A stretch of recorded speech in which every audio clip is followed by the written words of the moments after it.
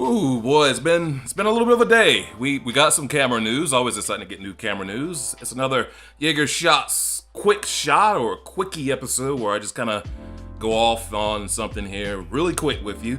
And it's the Canon RP, which I know the internet's already making those photos to make it the Canon RIP on arrival. But first off, let me say, there's Canons, Nikons, Sony cameras, a Fuji disposable. They're all under one roof here right now with me. I'm a Canon fan, camera fan, maybe a little bit more of a consumer fan because I'm doing this video. And I did a video series about the best combo of a still camera and video cameras. The Rebels were still really good for both of those. And I gotta say that using a camera right now, a Rebel, one that's over 5 years old, it's got two features on it that, maybe 1.5 features on it, that the new RP doesn't have, and that's just simply 24p and 1080. Why that wouldn't be in the camera, I don't know. I don't know if that's a firmware fix. And you can also get a flat picture profile for the Rebels, at least the TI ones you can get a flat picture profile for. And there's not even C-Log in the new RP. So, I had to bring this up because the Rebels are the most asked about cameras I'm asked about. For anybody who doesn't know cameras, anybody who wants to get into cameras, anybody who wants to get into video and stills, both, a combo. They're really the twosome. And Canon really led the way with the 5D Mark II on having a great video and stills. So this decision to take out features, I don't really understand. No one understands it. Is it they say to protect the other product lines? We don't know.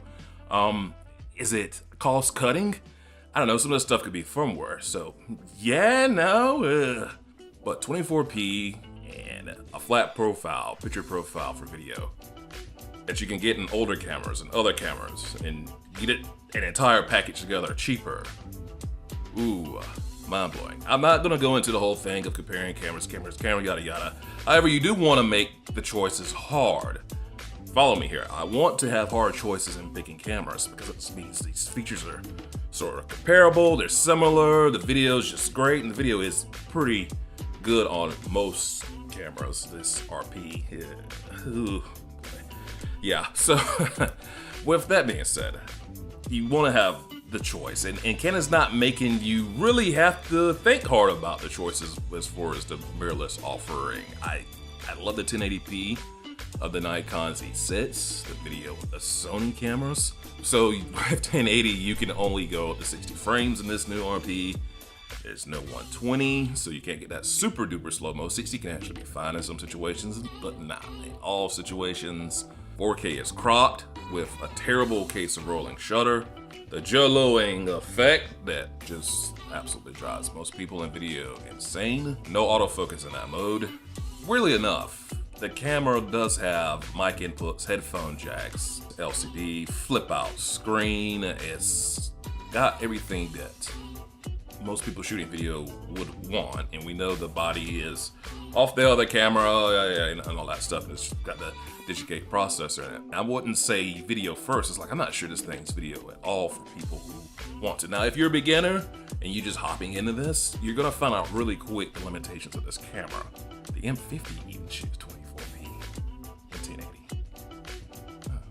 I've gotta say that $12.99 for the body only, that to me isn't really screen entry level unless you're gonna get ROI, return on investment in that. You've gotta get lenses where they're not cheap.